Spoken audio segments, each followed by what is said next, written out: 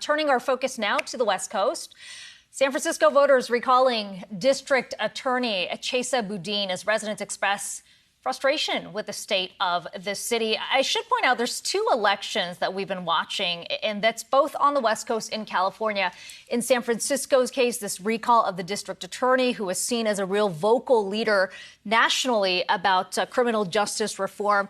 We don't often talk about local elections here, but this is an interesting one because this is one of the most liberal cities in America, and voters saying, look, we're tired of the crime that we're seeing. If you look at the numbers here, death rates from drug overdoses up nearly 400% over the last decade. Hate crimes against Asian Americans ticking up in a big way. That's not to say that's all because of this district attorney. He's only been in office since 2019.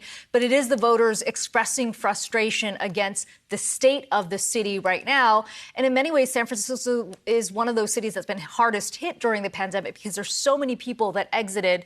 But yet homelessness, crime, still a big concern. Yeah, absolutely. And, it's a little bit maybe too early to read into what one city's DA election might mean for the overall kind of picture as we get closer to 2024 or even the midterms this year. But look, it's not usually the case that you look at these local elections and start to see notes from, financial analysts that watch policy. I mean, I was looking at a note from Greg Valliere over at AGF, and he was saying that really the election in San Francisco, as you mentioned, one of the more liberal cities, underscores that, in his view, at least, the U.S. is a center-right country still. Now, people can disagree with that, but, you look at other types of local elections as well, not just in the primaries yesterday, but in New York City, right? After, all the movements that we had seen around defunding the police, they still elected in this city a ex-cop in the form of Eric Adams, right? So you do kind of wonder about whether or not some of that rhetoric that you hear from who is perceived to be a little bit more leftist of a candidate, like an Elizabeth Warren, like a Bernie Sanders, what does that mean for them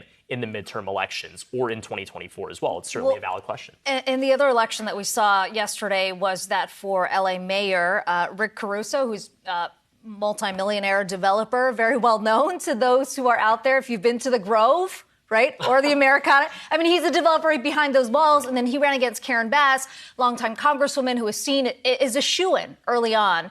And Rick Caruso, at least in this particular vote, by the way, there's still going to be a vote in the fall, came out ahead 42% to Bass's 37%.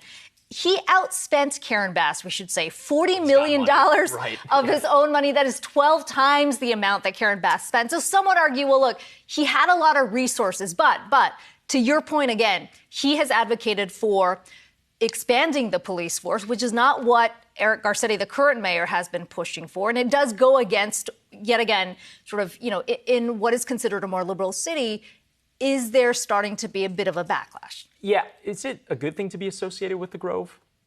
By the way, he has named an avenue. I just noticed this on a recent trip. It's called Rick Caruso Way, I think. So he wants to be associated with that. I think it's at the Americana, which is the other mall. And the timing of that, I'm sure, is coincidental to his mayoral candidacy. Yeah. Rick Caruso Way. Maybe it's Mayor Way. I don't know. We'll see. We'll continue to watch that.